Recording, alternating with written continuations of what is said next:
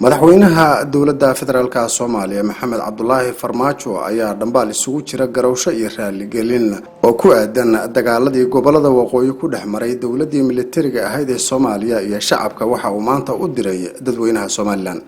madaxweynaha oo hadal ka jeedinayay madal uu ku soo xirayay shirka sanadlaha ah ee garsoorka dalka ayaa xusay in tacadiyada ay tabanayaan walaalaha Soomaaliland ay yihiin kuwa jira oo ay mas'uuliyadeeda lahayd dowladii dalka hogaaminaysa xilligaasi. hase yeeshee waxa uu meesha ka saaray in shacbiga gobolada koonfureed ee dalku ay marnaba ku duuleen walaalahooda gobolada waqooyi,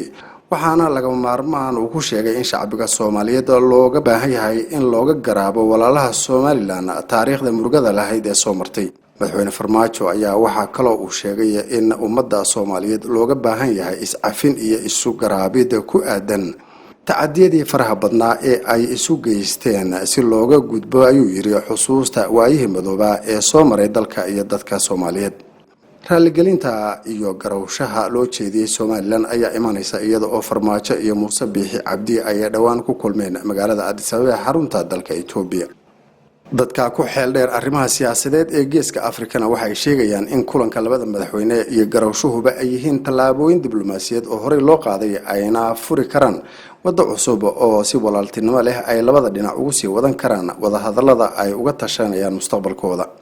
madaxweynaha oo khudbadiisa sii watay ayaa waxa kale oo uu faahfaahiyay ahmiyadda ay cadaaladdu u leedahay qarannimada, amniga, horumarka iyo midnimada. sidaas daraadeedna waxa uu faray hay'adaha dawladda gaar ahaan hay'adda garsoorka in la ilaaliyo cadaaladda, dadaal xoog leh oo joogto ahna la geliyo dacwad kasta oo ay xuquuqdooda ku doonayaan muwaadiniinta Soomaaliyeed ee la duudsiyay.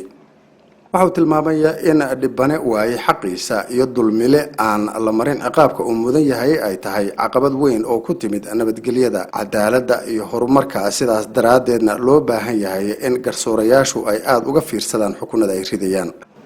intii ay socotay munaasabadu waxaa madaxweynaha la soo hordhigay nuxurka aragti wadaaga khuburada garsoorka Soomaaliyeed ee heer federaal iyo heer dowlad goboleed oo ku salaysan